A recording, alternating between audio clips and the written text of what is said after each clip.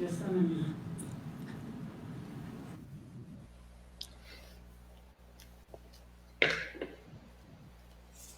Muy buenas tardes, apreciada audiencia. Sean bienvenidos a la presentación del libro 100 años de la reforma electoral en México.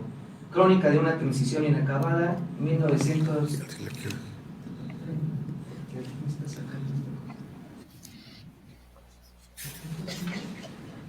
Muy buenas tardes, apreciada audiencia. Sean bienvenidos a la presentación del libro 100 años de la reforma electoral en México.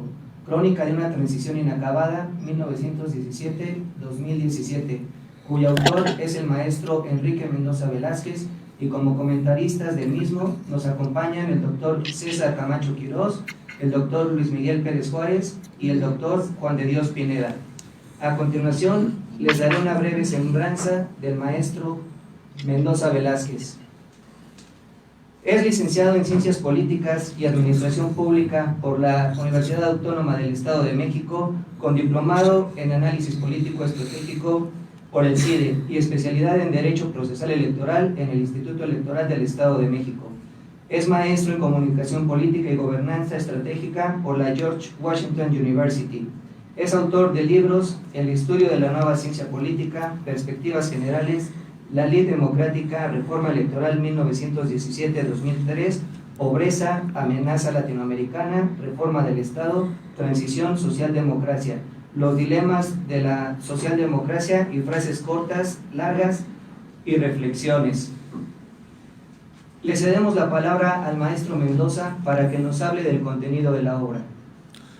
Muy buenas tardes a todos nuestros internautas que siguen esta presentación. Destaco la presencia siempre motivante del doctor César Camacho Quirós, presidente del Colegio Mexiquense, del doctor Luis Miguel Pérez Juárez, líder académico intercampus del Tecnológico de Monterrey, del doctor Juan de Dios Pineda, presidente de la Conferencia de las Américas de Universidades en Educación STEM. ¿Por qué una investigación de la reforma electoral en el periodo 1917-2017?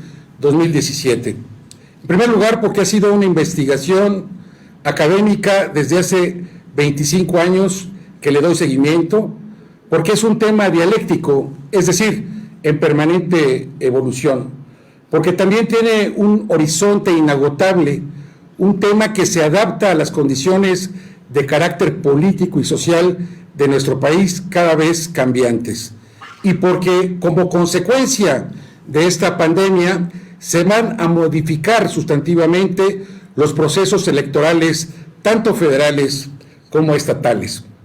¿Cuál es la utilidad de esta investigación? El libro se ha estructurado de manera amigable para esquematizar la información. El proyecto editorial data de una tesis que realicé con el objeto de analizar la pluralidad y la competencia democrática a partir de los cambios constitucionales que se verifican. Y el segundo atisbo fue la publicación hace 17 años del libro La Ley Democrática, Reforma Electoral 1917-2003. ¿Cuál es la estructura de este libro? Tres grandes vértices lo integran. El primero, los cambios constitucionales y la legislación electoral mexicana, con un análisis a partir del sistema de partidos y en un horizonte federal y estatal de 100 años.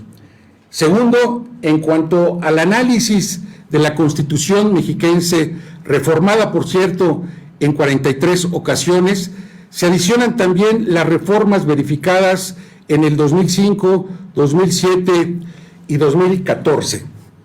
Y tercero, la propuesta temática que incorpora una eventual nueva reforma electoral.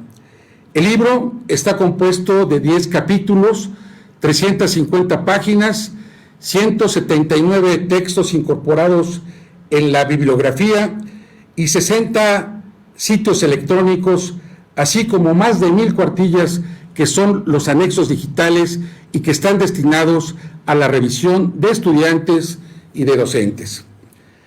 Dentro del contexto del libro podemos destacar reformas de gran dimensión. Me referiré rápidamente a ellas. la de 1953, que otorgó el voto a la mujer, la de 1963, que define el primer sistema cameral mixto para los diputados, dando representación parlamentaria a las minorías, lo que se identificó como los diputados de partido. La Lope de 1977, que crea los diputados plurinominales, el Código Federal de Instituciones y Procedimientos Electorales de 1990, que crea el IFE, el Registro Federal de Electores y el Tribunal Federal Electoral. La reforma a este mismo COFIPE en 1993, que postula senadores de primera minoría y hace referencia a los topes gastos de campaña. La reforma también de 1994, que ciudadaniza al Instituto Federal Electoral, y la reforma al COFIPE de 1996, donde surgen los senadores plurinominales y excluye por primera ocasión al Poder Ejecutivo del Consejo General del IFE. Sin embargo, si ustedes me lo permiten, la reforma de mayor calado se da en 2014 porque esta impacta toda la estructura jurídica y operacional de las elecciones, con la creación del Instituto Nacional Electoral por un lado y por el otro, crea una legislación secundaria sobre la vida interna de los partidos políticos que, baste comentar, es una asignatura todavía pendiente.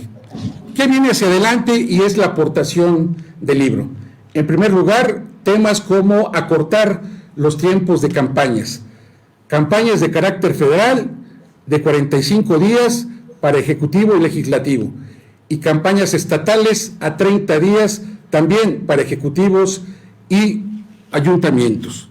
La difusión de la propaganda en campañas, que implica analizar la posibilidad de eliminar los utilitarios y acortar la difusión en medios de comunicación escritos y audiovisuales. Inversión y costo electoral, que se centra en reducir el 30% del presupuesto a órganos electorales, incluyendo a los partidos políticos, proporcionalmente y de acuerdo a los tiempos electorales. Fiscalización de recursos ilegales, que implica fortalecer institucionalmente a los órganos de fiscalización y sancionar los delitos electorales a fin de eliminar estas prácticas irregulares. La pérdida del registro de candidaturas por motivos tales como coacción, compra e inhibición del voto, pago de incentivos para movilizar el día de la jornada electoral, actos anticipados de campaña y rebase de topes de los mismos. Reducción de la representación proporcional, que implica reducir a 96 el número de senadores, 2 por cada entidad federativa y 1 por primera minoría, y en el caso de los diputados, para que la Cámara se integre por 300 de mayoría relativa y 100 de representación proporcional, incrementando la calidad democrática y representativa de cada uno de los representantes populares. Analizar finalmente la viabilidad de una nueva modalidad de la segunda vuelta electoral para incrementar también la legitimidad de los representantes populares electos. ¿Qué podemos finalmente sacar como conclusión de esta gran revisión minuciosa de la reforma electoral en México y en el Estado de México? Que estamos frente a un ejercicio de aproximación sucesiva. El ejercicio de nuestra democracia es suma, sin duda, de muchas victorias por conquistar plenamente nuestro derecho a decidir quién y cómo nos debe de gobernar. Por ello, parafraseo las líneas de Jesús Reyes Heroles, que advertía que sin reservas mentales de ninguna especie, confiar plenamente en la fuerza de la política para que no medre la política de la fuerza. Es más fácil en estos tiempos ser dogmático que negociador, ser intolerante que tolerante. Es más fácil dividir que juntar, Por ello, advertía Reyes Heroles, si logramos que triunfe la fuerza de la política sobre la política de la fuerza, habremos conseguido una victoria definitoria para el México del porvenir. Muchas gracias. Gracias, maestro, por tan detallada y fina explicación. Les recuerdo a nuestros comentaristas que tendrán 8 minutos para su exposición. Ahora daré lectura a la trayectoria del doctor César Camacho Quirós, quien prologó este libro, y así cederé la palabra. Licenciado en Derecho por la Universidad Autónoma del Estado de México, maestro y doctor en Derecho por la Universidad Nacional Autónoma de México, fue presidente de la Fundación de la Universidad Autónoma del Estado de México, catedrático en posgrado de las universidades Anáhuac del Norte y UNAM, así como de Derecho en la Universidad de su Estado y en el TEC de Monterrey.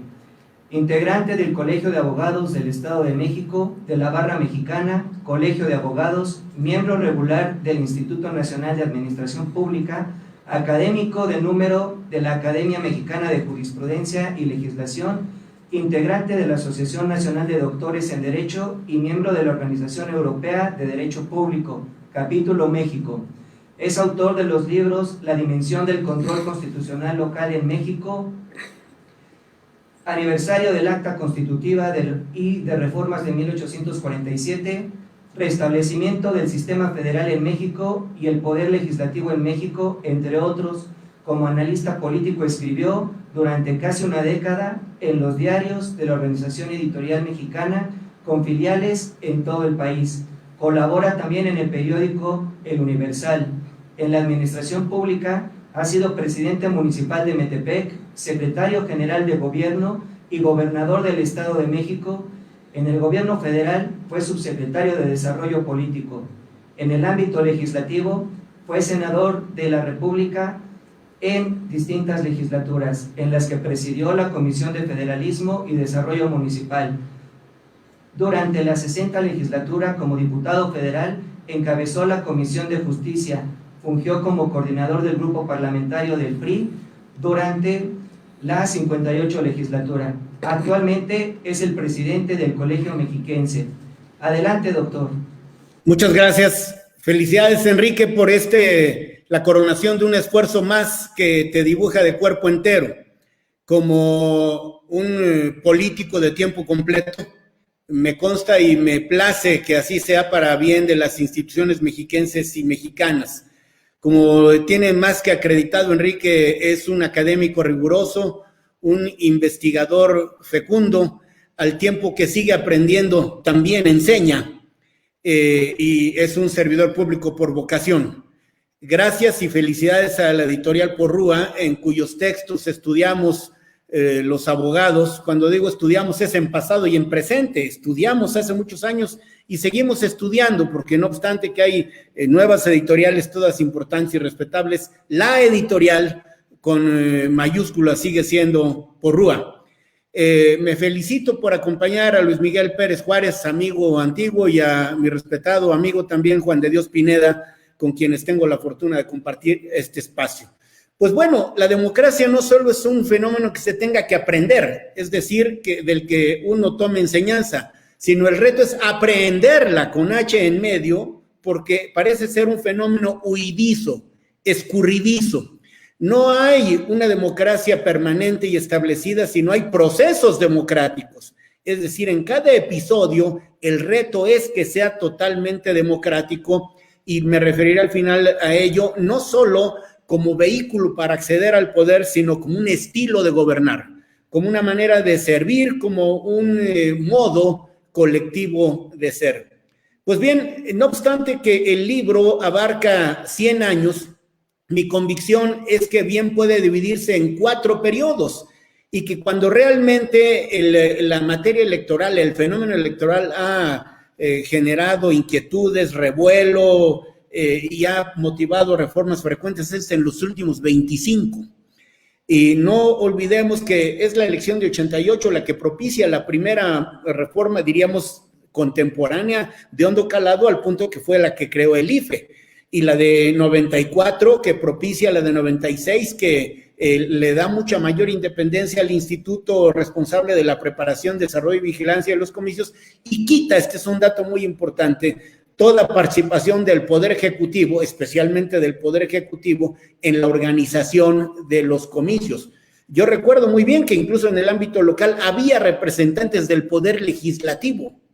Bueno, había representantes de los ayuntamientos en el órgano electoral que pasados los años uno bien a bien no se explica los porqués. Lo cierto es que así fue. Y decía yo que en los últimos años ha tenido un desarrollo tanto normativo como organizacional de miedo. Yo cuando empecé a estudiar estos fenómenos en la Facultad de Derecho, al derecho electoral, si es que alguno le concedía independencia, es decir, vida académica propia, contornos, decían que era parte del derecho administrativo. Hoy nadie puede salir a la calle si no, si se está dedicado a las cuestiones políticas, si no está armado de un código electoral, y lo que era un solo código se ha multiplicado en leyes específicas de diversas materias. ¿Y qué decir de la parte jurisdiccional?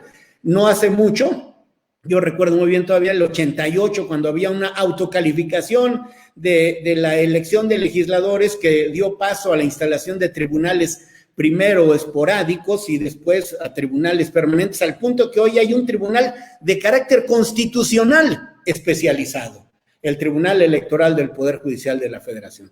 De modo que si hay una legislación, si hay un ámbito de la vida pública que ha tenido tanto desarrollo normativo como organizacional atípico, es el fenómeno electoral. Me parece que la construcción de las instituciones electorales se ha hecho sobre la base de la desconfianza. Es decir, se han tomado medidas que para países mucho más civilizados y con ejercicios democráticos consolidados parecen hasta absurdas, como la huella indeleble, que alguien diría, oye, pero hay posibilidad que alguien vote 2 veces, pues técnicamente es imposible. Incluso hay quien considera que la huella indeleble va contra la propia dignidad física de las personas. Quizás no esté absolutamente fuera de lugar el comentario. Pero bueno, la materia electoral ha evolucionado de manera ultra sensible, hipersensible, al punto que ha motivado que estudiosos rigurosos, que especialistas como Enrique Mendoza se haya ocupado de este fenómeno, y seguramente Enrique está atento de lo que resuelva el Poder Revisor de la Constitución, porque no sería absurdo que a la vuelta de la esquina hay otra reforma electoral que propicia una nueva edición de esta obra en comento, y es como una especie de cuento de nunca acabar.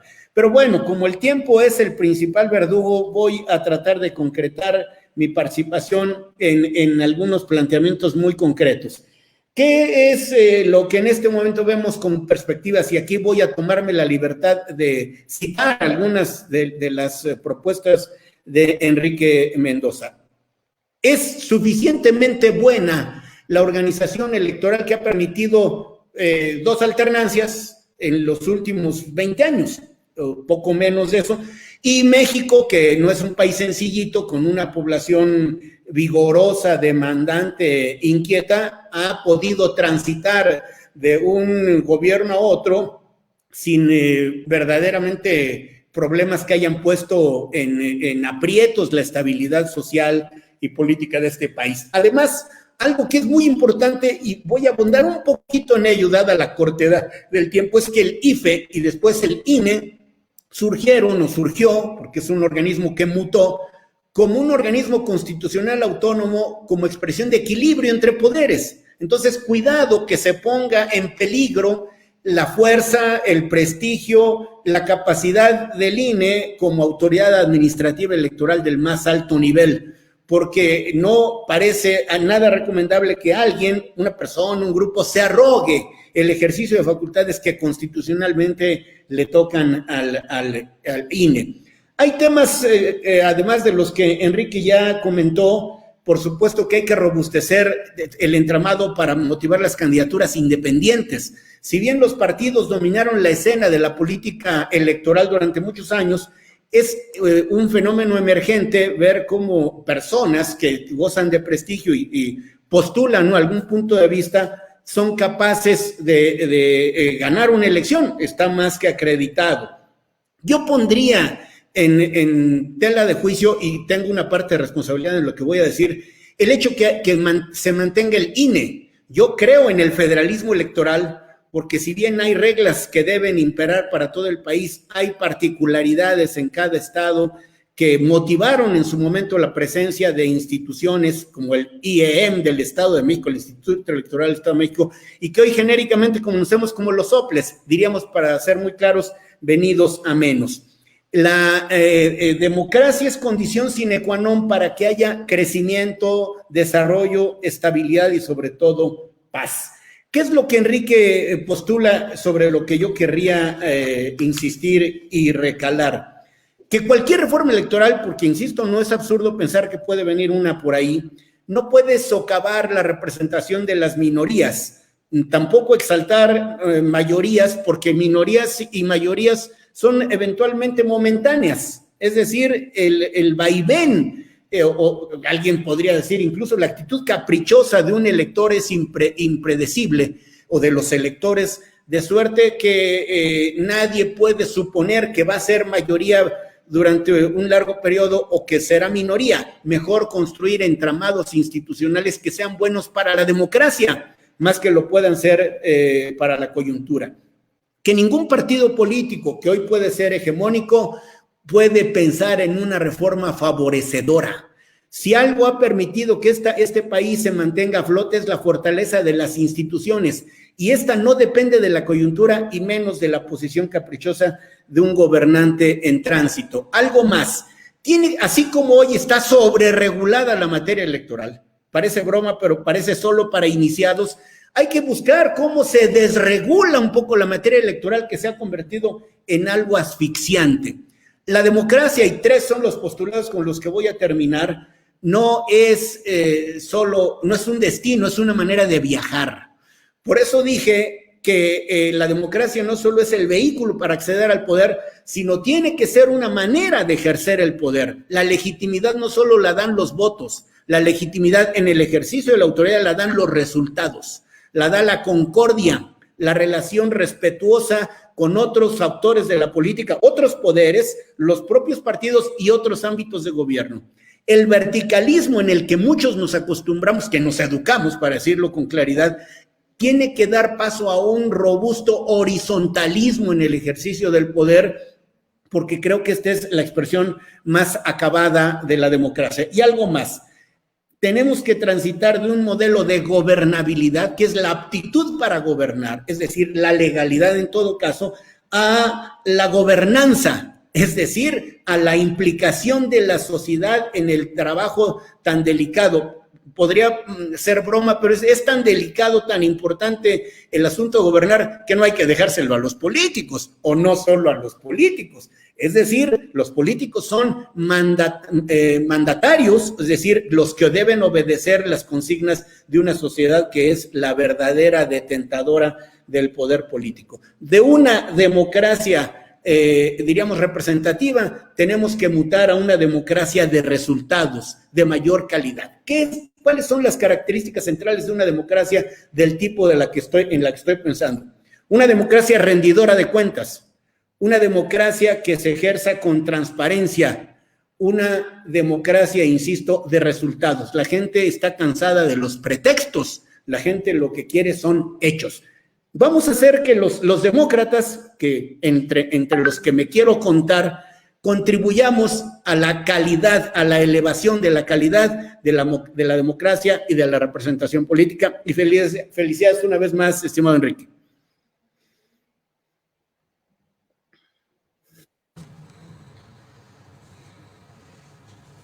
Le agradecemos su participación, doctor César Camacho Quirós.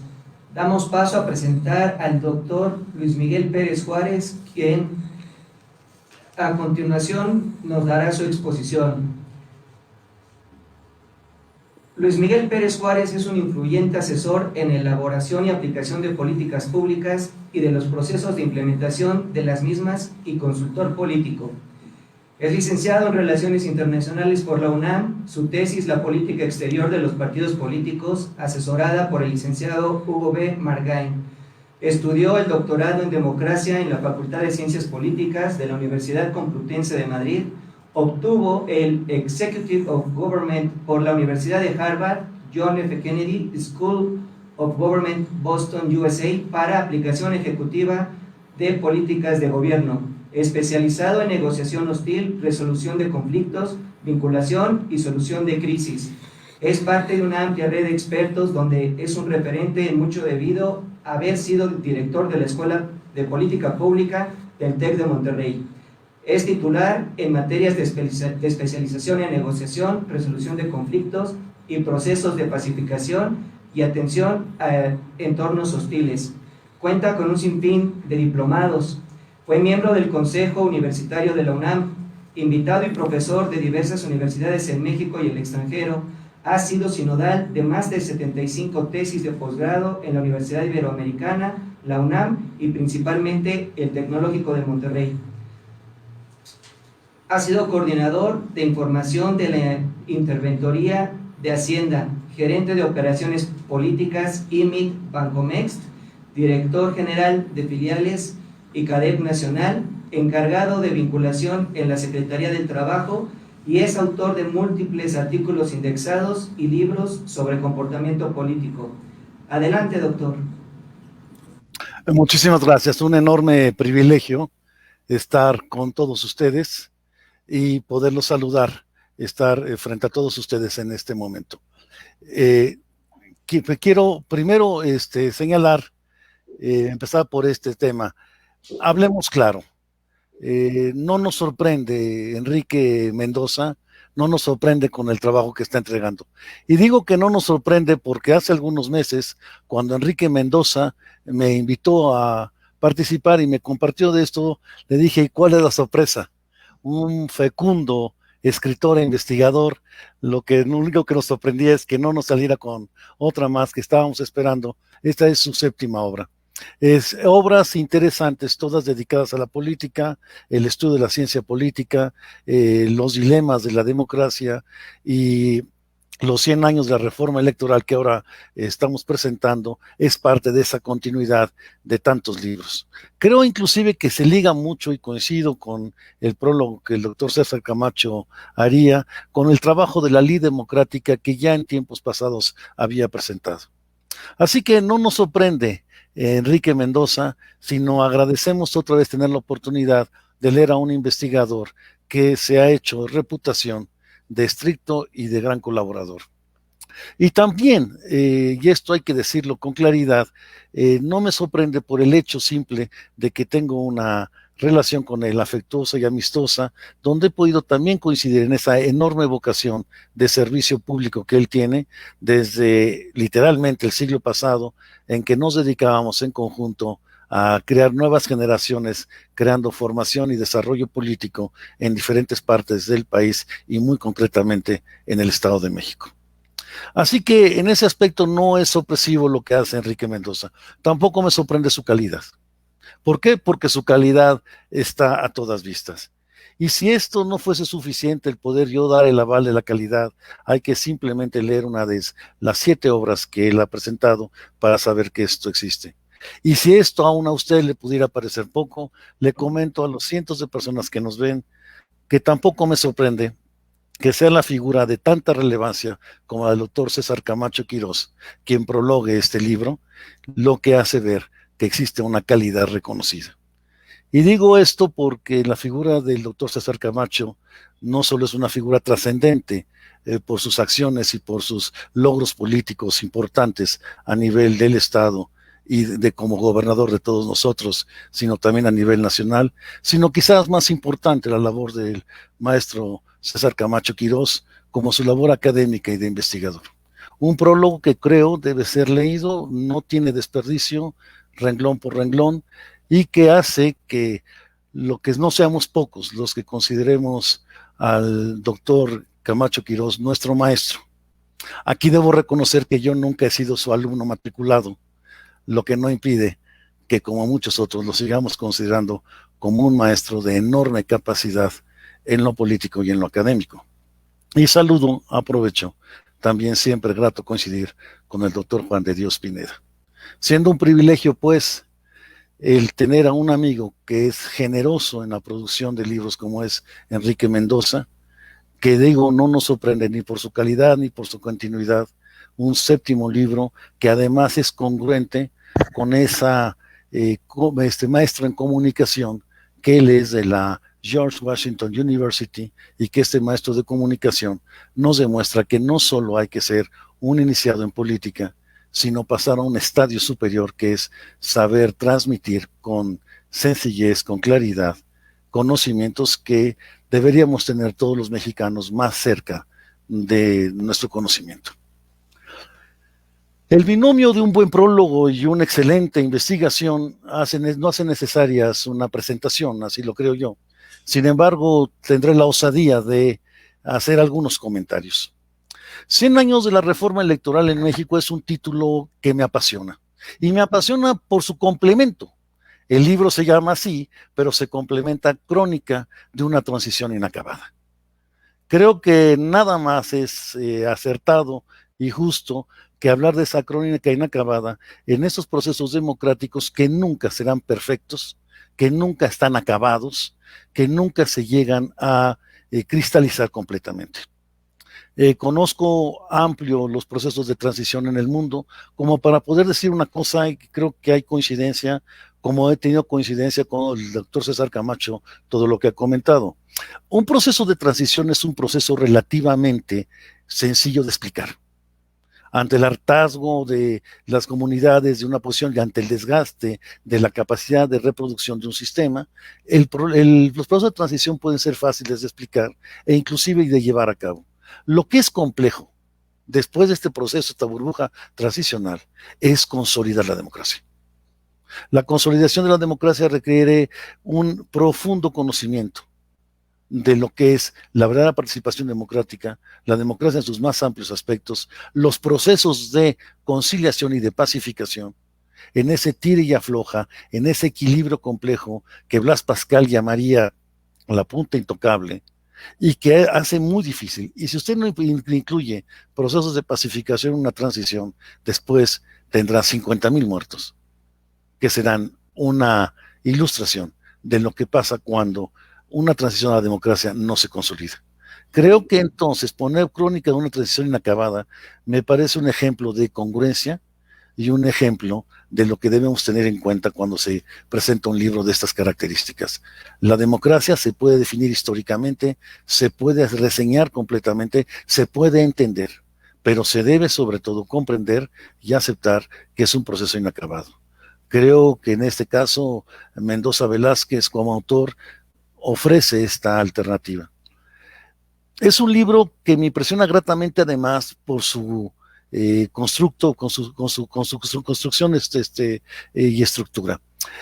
Conformado por 10 capítulos, cada capítulo en sí mismo se convierte, y ahora que yo tuve la oportunidad de leer y disfrutar este libro, cada capítulo se convierte en una obra de consulta en sí mismo.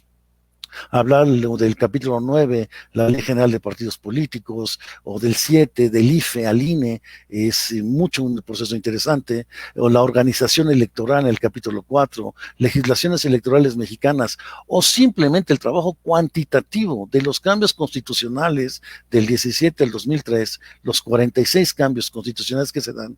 Creo que cada uno de ellos convierte este libro no solo en un libro de una lectura obligada para que él quiera entender el escenario de las reformas electorales en este país, sino también lo convierte en un libro de consulta que todos deberíamos tener en nuestras bibliotecas para consultar, porque creo que podría llamarse, sé que la humildad de Enrique Mendoza lo impediría, muy bien, el diccionario enciclopédico de las reformas electorales en México, porque es un libro que podría estar aquí y siempre ser consultado para checar en la parte cuantitativa, y sorprende el número de leyes que se han transformado, las fechas en que se han hecho, las décadas como van pasando, lleno de cuadros muy interesantes, donde uno puede profundizar, abrevar en datos extremadamente interesantes, convierten solo por eso en muy atractivo la estructura de un libro que, repito, debería tenerse.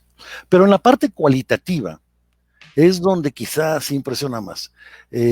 Mendoza Velázquez identifica como autor 3 momentos históricos del libro. Uno, el del control político, que bien mencionaba el doctor Camacho Quirós, de la verticalidad. Destaca mucho la época precisamente del general Lázaro Cárdenas, la transformación del PNR al PRM y ese incipiente PRI. Y esa verticalidad, donde la legitimidad, y esto me parece muy importante rescatarlo de lo que Mendoza Velázquez comenta, no estaba tanto en los procesos jurídicos, sino la legitimidad histórica, la legitimidad ideológica que daba llegar de una revolución. Parecía que en esos tiempos una legitimidad histórica podía ser superada o superaba la legitimidad jurídica. Esta, con la llegada a la institución, lo identifica el maestro Enrique Mendoza como el de la búsqueda de la legitimidad. Y me interesa, me parece provocativo, muy interesante, cómo también pone la fecha de 1968 como ese parteaguas para entrar a esta segunda parte de la lectura de este libro, que es la búsqueda de la legitimidad. Parteaguas importante, porque si bien en todas las décadas hubo reformas electorales, y nuevamente coincido con el doctor Camacho Quirós, pero estas se han precipitado en los últimos años, han sido un caer a cuentagotas estas reformas, y en los últimos 20 años hemos visto reforma tras reforma tras reforma, a veces con pocos meses de separación de una de otra.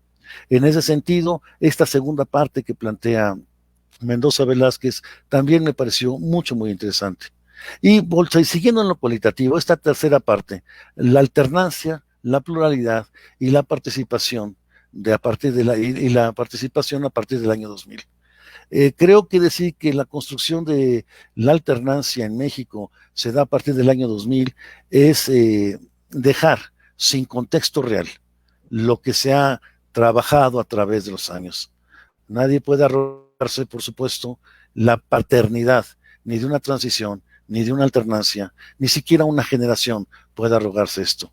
Es un trabajo de mexicanos de muchos años que aún en tiempos pasados y casi oscuros de nuestra democracia podían parecer que no eran trascendentes pasos importantes hacia la democracia. Todos estos sumados crean la grandeza de la búsqueda de una democracia que creo yo ha sido un proceso transicional, pero que, repito, no ha sido todavía llevado a la fase de la consolidación. Esa consolidación que requiere esos procesos de pacificación y de integración. Mendoza Velázquez expone la necesidad del análisis de toda reforma, y esto también creo que es una aportación importante de trabajo. Toda reforma debe ser vista en su contexto. Y con cierto cinismo que a mí me agrada de este libro, que lo hace sabroso inclusive en su lectura, junto con ese valor en su estructura del que ya he hablado y de su contenido de carácter cualitativo, con cierto cinismo esa reacción dice el maestro Velázquez Mendoza, debe usted poner atención al contexto en el que se lleva a cabo cada reforma. Y nada más serio, porque el contexto es el perdedor de cada elección, sobre todo en esta cascada de reformas que hemos tenido en los últimos años, parece ser el que incita a una reforma al descubrir que los resultados electorales no le favorecieron y entonces intenta reformas que buscan un paso más cerca de la democracia, pero que también atienden a situaciones coyunturales y a visiones de la época de cada uno de los actores políticos.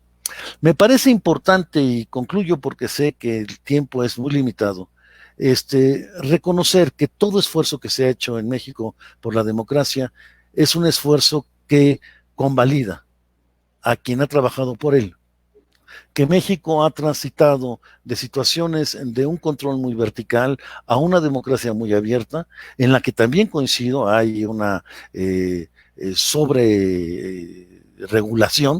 una sobreregulación que nos recuerda a Tácito cuando decía, dime cuántas leyes tienes en tu país y te diré qué tan corrupto es o cuán corrupto es.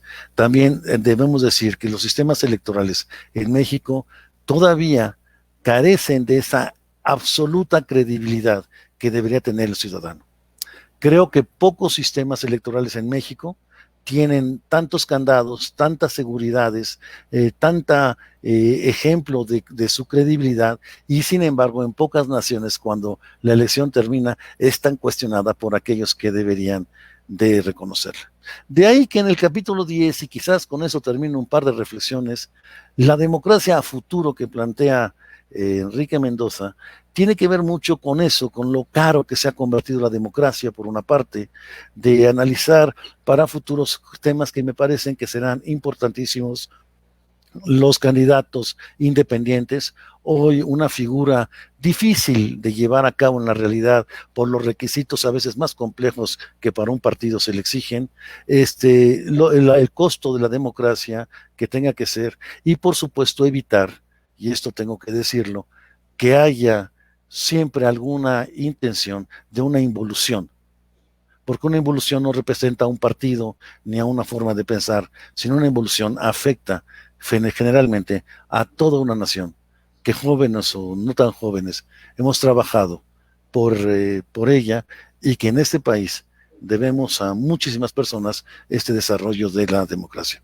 Para gente joven, para estudiantes, es un libro extraordinario, lo creo así. La estructura, repito, lo hace un libro de consulta interesante, su base cualitativa, metodológica también le aporta grandes reflexiones, y creo, brevemente comentarlo, que es un libro que reúne lo que siempre ha sido la altísima calidad, que es la marca de la casa de Enrique Mendoza. Felicidades, Enrique, me parece un excelente trabajo. Gracias. Muchas gracias, doctor Pérez Juárez. A continuación, me permito presentar al doctor Juan de Dios Pineda. Recibió la distinción doctor honoris causa de la Universidad de Estudios Extranjeros de Tianjin, China, por sus contribuciones en el área de las políticas públicas educativas. La Universidad de Santander también le otorgó el título de doctor honoris causa por sus contribuciones en el área del liderazgo educativo. Tiene estudios postdoctorales en educación superior en América Latina. Ha sido miembro de varias juntas editoriales como la revista State and Local Government Review y The Journal of Public Affairs Education, ambas publicaciones en los Estados Unidos. Desde hace 10 años es presidente honorario de los programas postdoctorales en Gobierno, Políticas Públicas y Educación Superior de la Universidad de Nuevo México. Es autor o editor principal de 23 obras. 3 de sus más recientes publicaciones, 2015, 2017 y 2020, han sido encargadas por la Secretaría de Cultura del Gobierno Nacional de China y se centran en analizar la educación en China, en México y en los Estados Unidos.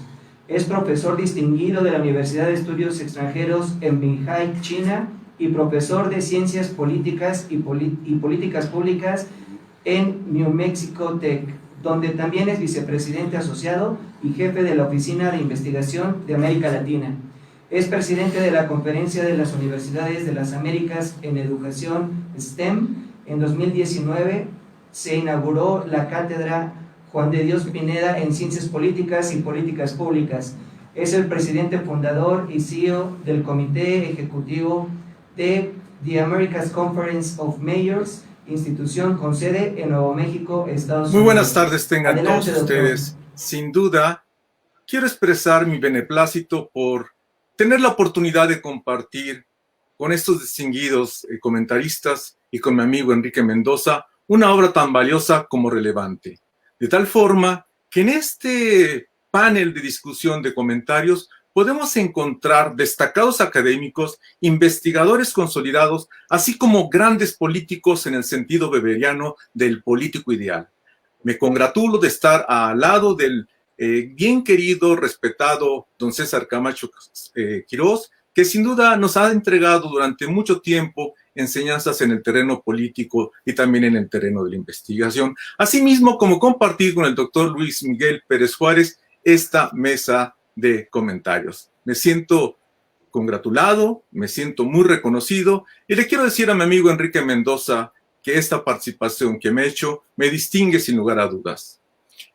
Con todo, les comento que he organizado mi participación en 3 grandes apartados.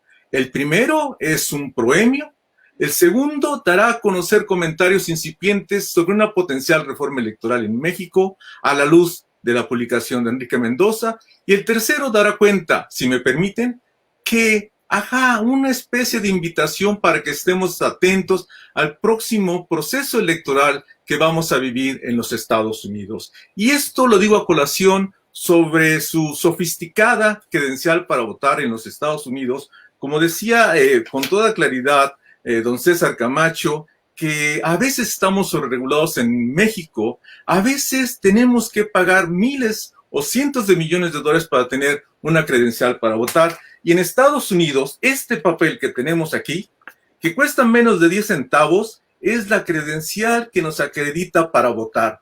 Esta credencial no tiene ninguna redundancia, simplemente tiene el nombre de Juan de Dios Pineda, tiene mi domicilio y si acaso no la tengo el día de la elección electoral, saco mi licencia de conducir o me identifico con mi pasaporte. Es decir, el gobierno federal o estatal no están gastando cantidades inmensas para hacer una reforma, para tener una credencial para votar que evite sobre todo, o que se haga sobre todo, para evitar la desconfianza en nuestras instituciones mexicanas. Y por favor, lo digo con claridad, el que haga referencia a Estados Unidos no es porque sea mejor, simplemente es una experiencia diferente a la de México. En muchos casos, sin duda, las reformas electorales en México han sido muy exitosas y han permitido instituciones autónomas, que por cierto debemos de cuidar, y más ahora que se sienten amenazadas por algunas fuerzas no democráticas. En fin, les comento que a la vez en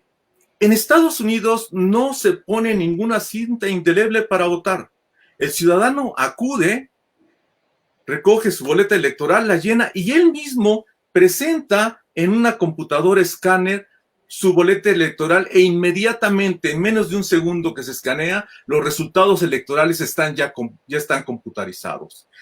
De tal forma que ese sentido de cuidar una elección a través del doble voto, el doble sufragio, significa pensar que los mexicanos no tenemos cultura democrática y política, cuando muchas veces sabemos que un gran porcentaje de la población sí la tiene, la cultura cívica de ir a votar.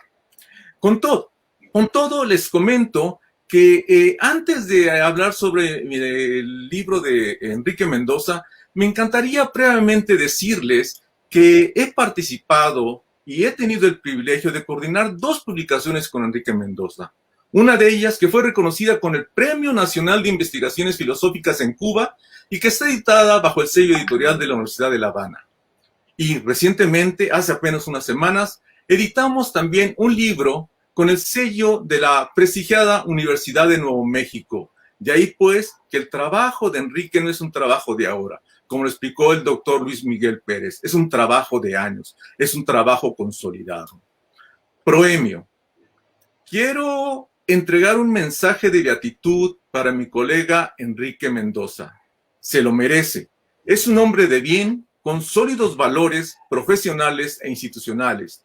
Diría el doctor César Camacho en el prólogo del libro, y cito con claridad, es mi firme convicción que con esta obra Enrique Mendoza Velázquez acredita una vez más que es un servidor público de vocación, un académico disciplinado, un investigador acucioso en sentido lato, un político de tiempo completo. Y decir esto, recibir este comentario del doctor César Camacho Quirós, sin duda es un gran privilegio. Por eso lo traigo a colación, porque que una persona pueda convivir con toda naturalidad entre el desarrollo profesional público-administrativo con la rigurosa investigación, es complejo de encontrar un colega como él. Segundo capitulado o segundos comentarios que quiero participarles acerca de una potencial reforma electoral en México.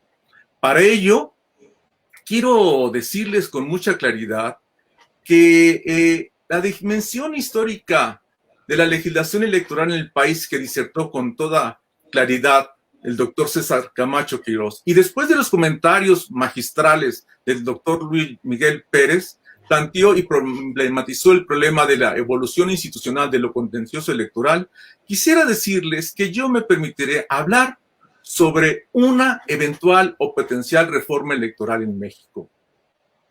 Y quizá quisiera hacerla un poco a la luz de lo que podría ser una reforma electoral en Estados Unidos. En Estados Unidos se consideran que hay 7 críticas reformas democráticas pendientes en la agenda electoral. Por ejemplo, en Estados Unidos se habla de lo que es el Big Money in Politics, que significa las grandes sumas de dinero en los procesos electorales. Uno podría decir, ¿qué significan esas grandes cantidades? Las grandes cantidades significan que muchas corporaciones hacen fundraising o reciben fondos millonarios para hacer una campaña electoral. Tanto usar esos recursos para apoyar un candidato como usar esos recursos para no apoyar otro candidato, es decir, lo que llaman como propaganda negra. Otro asunto que también vemos es que en Estados Unidos se debe de hacer una reforma con derecho a un voto constitucional, porque quiero decirles que Estados Unidos, no obstante su democracia en América, es de los pocos países que en la Constitución no se consolida y no se dice explícitamente el derecho constitucional de sufragar en las elecciones.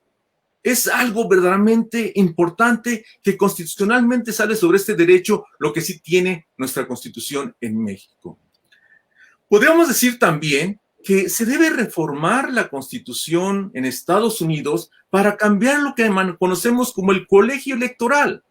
Recordemos que una cosa es el voto popular y otra cosa es el voto del colegio electoral. En las 5 últimas elecciones presidenciales ha habido 2 candidatos, Al Gore y Clinton, que han tenido el sufragio de la gente, que han tenido la mayoría, pero que a la hora de sufragar el colegio electoral han perdido el Poder Ejecutivo Federal. Hay un vacío impresionante actualmente que no debe entenderse porque no estamos bajo un diseño constitucional, bajo un diseño de reglas y de enmiendas que hace 200 años se hizo en Estados Unidos. Habría que buscar este tipo de modificación. Con base en ese asunto, vamos a ver las dimensiones de lo que significa Big Money in Politics, los grandes recursos que usan las corporaciones nacionales e internacionales para encaminar o direccionar las elecciones presidenciales, por ponerle algún ejemplo.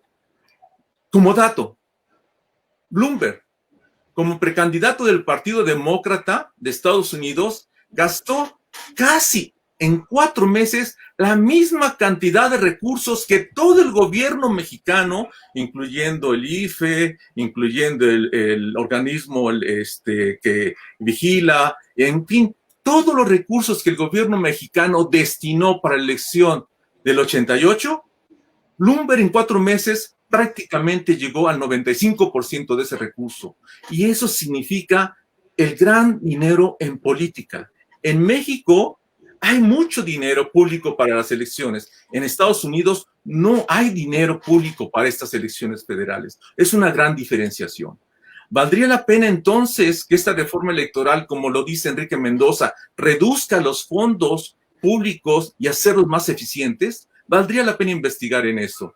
Asimismo, podría comentar que Enrique Mendoza señala y hace un eventual análisis electoral diciendo que en 2018 se eligió al presidente de la República, se eligieron 128 senadores, 500 diputados federales y 972 diputados locales, gobernadores, 8, el jefe de la Ciudad de México, así como 16 alcaldías y 1,596 ayuntamientos. Con base en esos datos cuantitativos, Enrique Mendoza tiene la oportunidad de presentar datos sumamente cuantitativos consolidados para hacer un análisis riguroso cualitativo de cuáles serían las recomendaciones para una eventual democracia.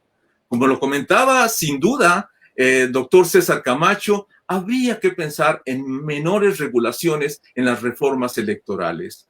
Así, uno de los primeros problemas que trata y que analiza de manera magistral Enrique Mendoza es el asunto sobre las campañas electorales. ¿Qué tan importante sería reducir las campañas electorales? Enrique Mendoza piensa, vamos a hacer un trabajo comparativo. Él analiza más de 10 países y sus resultados están a la vista. Dice, por ejemplo, que en Colombia la campaña presidencial dura 120 días y las campañas para otros cargos duran 90 días y la propaganda 60 días. En Nicaragua, después de hacer un ejercicio minucioso de investigación, concluye Enrique Mendoza que la campaña para elecciones presidenciales y legislativas duran 75 días. 75 días. Y asimismo señala que en México el periodo de campañas está completamente con 60 días para precampañas, 45 días para intercampañas, la campaña electoral en total hace una sumatoria de 195 días para hacer campañas. De ahí que Enrique Mendoza señale que es muy importante reducir los tiempos de campañas electorales. Yo he preparado más apuntes, he preparado otras observaciones que hacer, pero con el propósito de dar mayores comentarios al creador de esta obra, a mi amigo Enrique Mendoza, pararé aquí mi presentación. Gracias. Gracias, estimado doctor Pineda. En este momento damos paso a la sesión de preguntas y respuestas, mismas que han sido tomadas del chat de esta videoconferencia, y le haremos una a cada uno de nuestros comentaristas, incluyendo al autor del libro, y tendrán 5 minutos para dar respuesta y también dar su mensaje de cierre. La primera pregunta va dirigida al doctor Juan de Dios Pineda. Dada la situación política que se vive en el país después de la entrada al poder de un nuevo partido político, ¿se puede esperar alguna reforma electoral en próximos tiempos o se mantendrá todo como hasta ahora, lo que implica reformar para conservar?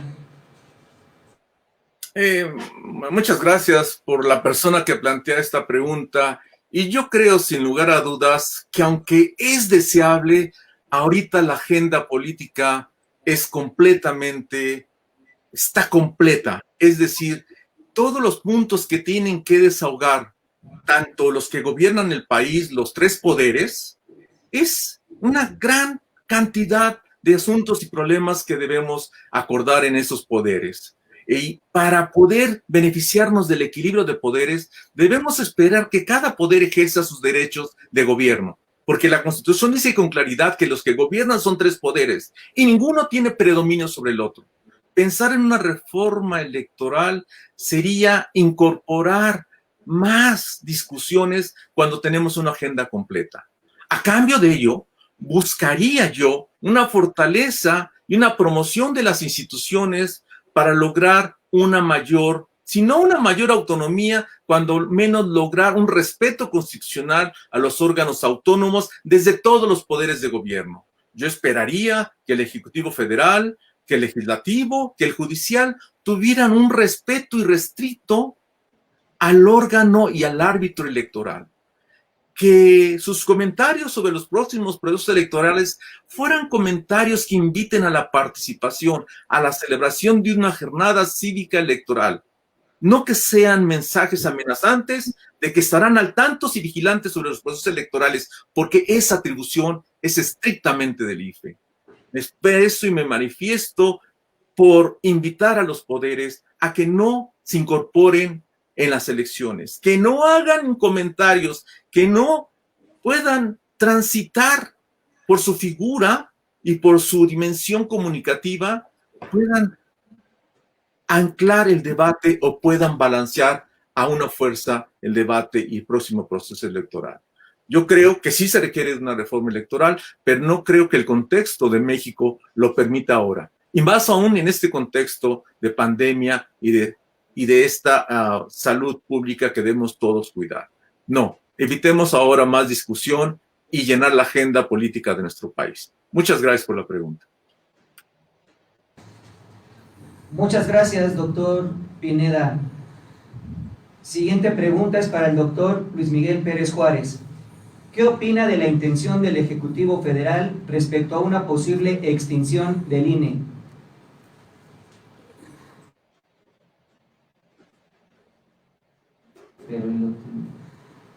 Estimado doctor, por favor, prenda su micrófono. Perdón, agradezco mucho la confianza de quien canaliza esta pregunta para conmigo y me da oportunidad de cerrar la presentación que con tanto gusto hago de este libro. Y es, ¿para qué sirve un libro de estos? Estoy, francamente, lo voy a decir sin cortapisas, preocupado por las conductas que se perciben en el gobierno actual con respecto precisamente a la democracia. Soy un convencido, y creo que lo somos todos, de que la democracia o pertenece a todos o no pertenece a ninguno. Partido político, persona que quiera arrogarse la propiedad de la democracia, el control de la democracia o los valores que la democracia rigen, está haciendo un flaco favor precisamente a este gran sistema político que pretendemos siempre perfeccionar.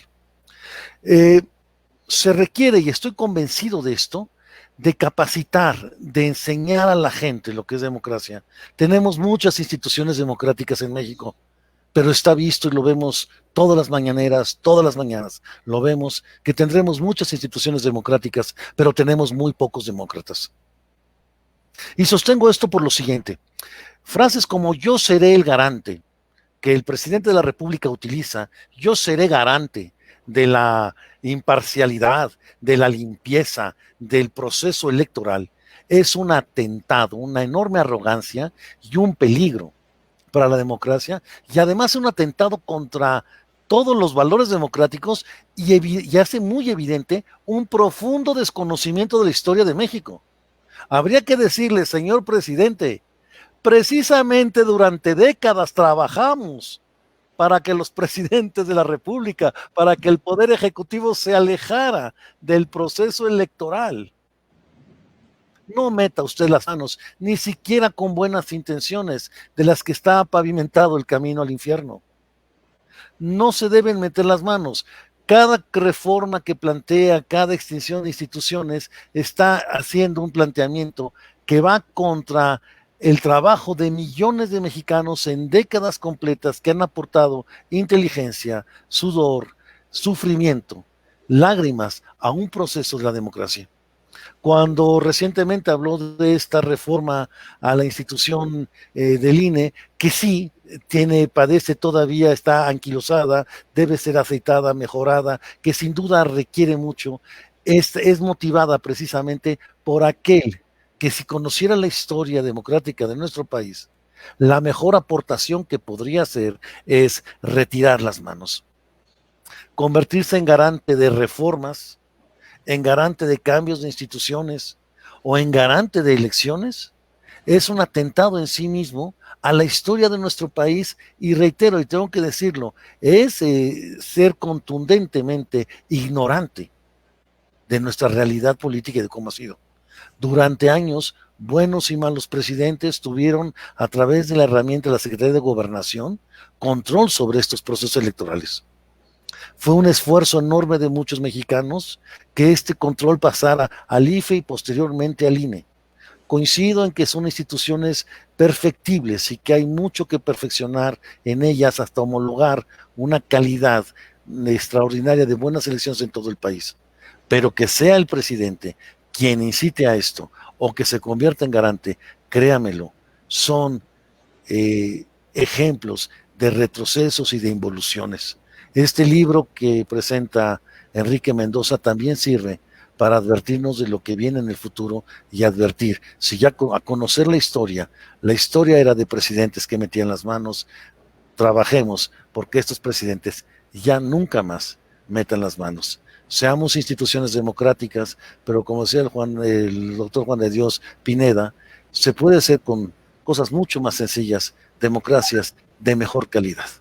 En ese sentido, contesto contundente: no debe ser garante ni de cambios, ni garante de cosas así. Debe aprender de la historia. Retire sus manos, señor, retire sus manos de los procesos democráticos que los hemos ciudadanizado siempre. Seamos más demócratas con instituciones democráticas. Muchas gracias, doctor Luis Miguel Pérez Juárez. La siguiente pregunta es para el doctor César Camacho Quirós. ¿Qué reformas se necesitan, bajo su perspectiva, en la actual Constitución Esto tomando en cuenta que las leyes no deben mantenerse estáticas y deben evolucionar conforme a las necesidades actuales de la sociedad mexicana.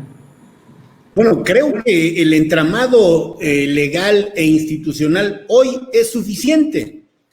Creo que más que estar pensando en nuevas reformas, habría que observar a cabalidad las que están en vigor, empezando, por supuesto, por la Constitución, que es la piedra angular sobre la que se ha construido este gran edificio, en sentido figurado, que constituye un organismo cuya autoría se debe a los demócratas y a sucesivas generaciones de mexicanas y mexicanos con y sin filiación partidaria, que han hecho del INE una institución respetable, lo mismo del Tribunal Electoral del Poder Judicial de la Federación. Por eso cuidémoslas, y más que estar pensando en una reforma, observemos a cabalidad las prescripciones que las contienen.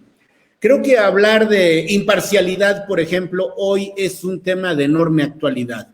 No se le puede pedir a un político que ostenta una representación, es decir, un cargo de elección popular, no se le puede pedir neutralidad, pero sí se le puede exigir imparcialidad. Es decir, el presidente y quienes lo acompañan en la responsabilidad tienen una afiliación de sobra conocida, están en ejercicio de su derecho y se tiene que respetar. Lo que no pueden hacer es ser parciales, es decir, favorecer o hacerle daño a quienes no guardan su filiación partidaria. Insisto, no es ninguna novedad que se diga que tal o cual persona milita en tal organización, perdón por insistir, es su derecho. A lo que no tiene derecho, por ejemplo, es a torpedear a quienes piensan distinto o porque militan en un partido diferente o porque forman parte de un poder que les suele ser incómodo. Y en este orden de ideas, México ha optado por la creación de organismos constitucionales autónomos. Recordemos que en otros países han creado el llamado poder electoral.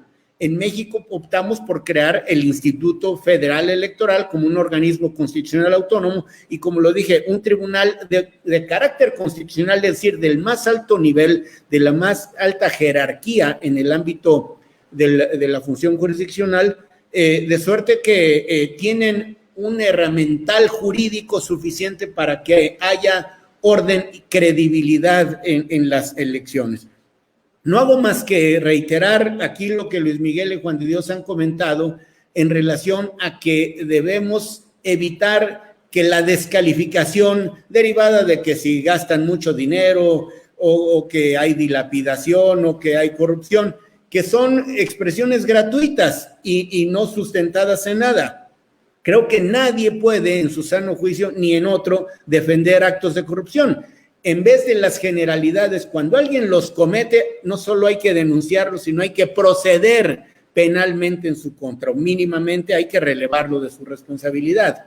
Por lo tanto, decía, hoy es un tiempo en el que la imparcialidad, que es, por cierto, uno de los principios a los que se debe atener el INE, el tribunal y todos los partidos políticos, diríamos que se tiene que volver a poner en la mesa de las discusiones. Lo mismo la legalidad que no solo entraña la observación de la letra de la ley, sino del espíritu de la ley. Es decir, habrá siempre algún abogado pasado de listo que suponga que de tal o cual manera puede cumplir la letra de la ley. Lo que hay que desentrañar es qué quiso preservar el legislador para ver si no se cae en esa tentación de la colonia en la Nueva España. O sea, bueno, obsérvese, aunque no se cumpla. No, o sea, no es la observancia fría de un precepto, sino es el cumplimiento de su espíritu. De modo que lo que tenemos que hacer es consolidar la democracia como una de cuyas manifestaciones, que quizás sea la más socorrida, es la de carácter electoral, a efecto de que los comicios no solo sean equitativos, de que se desarrolle con imparcialidad el quehacer público, sino que los resultados nos satisfagan, porque las autoridades emanadas de un proceso electoral no solo deben gozar de legalidad, sino deben gozar de legitimidad, es decir, de la fuerza que les da la convicción de que su elección fue correcta, y así se van a ostentar con toda la fuerza, con toda la autoridad, con toda la satisfacción de ser depositarios del mandato popular, pero también con la enorme responsabilidad de saber que le tienen que dar buenas cuentas a aquella instancia que les otorgó confianza. Esto es periódicamente el ejercicio de la soberanía. De ese tamaño es la importancia de lo electoral. Es decir, alguien supondría, bueno, si dice el artículo 39 que la soberanía reside esencial y originariamente en el pueblo, ya la ejercieron cuando hicieron la Constitución. Sí, ese precepto. Pero la soberanía llevada a tiempo presente se manifiesta en la elección de los gobernantes, en la libre decisión de los ciudadanos que mayoritariamente se pronuncian a favor no solo de una persona, sino eventualmente de un programa, de una plataforma electoral, de un modelo de país, de una agenda legislativa. Por eso, qué importante es el equilibrio en el ejercicio del poder y qué importante es que no socavemos la autoridad electoral, que es un buen árbitro. Goza, y diríamos tradicionalmente ha gozado la autoridad electoral de prestigio bien ganado. Ha habido sucesivos consejos integrados de diversas maneras, pero en general la autoridad, diríamos que tiene prestigio que cuidar. No la anulemos, porque lo que vamos a hacer es darnos un balazo en el pie, porque las autoridades emanadas de procesos descalificados van a salir también con algunos raspones que ningún bien le van a hacer a nada. Termino felicitando a Enrique por su perseverancia, por su disciplina, por su alto nivel de especialización en un tema delicado que requiere inmersiones frecuentes, no solo en lo jurídico, en lo político y en el derecho comparado, en cómo se desarrollan estas tareas en otras latitudes, no para hacer una calca inopinada, sino para aprender, porque conocer es comparar. Felicidades, Enrique, que sea para bien de la democracia, que me encanta repetirlo, esta expresión de democracia contenida en el artículo 3 de nuestra Constitución, que dice no solo es un sistema jurídico o político, es un sistema de vida fundado en el constante mejoramiento económico, social y cultural del pueblo. En esa democracia creo, y a la consolidación de esa democracia quisiera seguirme dedicando, desde posiciones modestas o de la naturaleza que sea, para contribuir al bienestar, a la concordia, a la justicia y a la paz. Muy bien. Muchas gracias, estimado doctor César Camacho Quirós. La última pregunta es para el autor del libro, el maestro Enrique Mendoza Velázquez. En la elección de 2021 competirán alrededor de 10 partidos políticos. ¿Esto demerita la calidad democrática? En ningún sentido. La democracia siempre es una asignatura perfectible. A este libro tuve la tentación de denominarlo el mito de Sísifo, porque siempre vamos a estar en un punto de partida y la llegada definitivamente será el elevar la calidad democrática para que responda a las expectativas de la sociedad. Sin duda, me siento muy motivado por la participación de tan ejemplares comentaristas que el día de hoy nos acompañaran, de Luis Miguel Pérez Juárez, por su docta y brillante aportación. Me motiva a pertenecer a su círculo afectivo por mérito de compartir reflexión y tareas profesionales. A Juan de Dios Pineda, por su espíritu innovador e inagotable promotor de proyectos académicos que me ha compartido, su visión allende las fronteras que nos ha permitido llevar a cabo e impulsar una amistad duradera, y fundamentalmente al doctor César Camacho Quirós, mentor por antonomasia, político paradigmático, punto de referencia generacional, ideólogo generoso y visionario, maestro y amigo. Muy buenas tardes a todos, gracias por su presencia. A cada uno de nuestros comentaristas, a Editorial Porrúa por haber coadyuvado a que todo este trabajo se pudiera llevar a cabo, y sobre todo a los más de 250 y 300 cibernautas alrededor que se conectaron a la presentación virtual de este libro. Esperemos haya sido de gran valía para ustedes y les recordamos que lo pueden adquirir de manera impresa en las distintas sucursales de Porrúa y de manera digital en Amazon, iTunes y en la propia página de la editorial. Que tengan excelente tarde.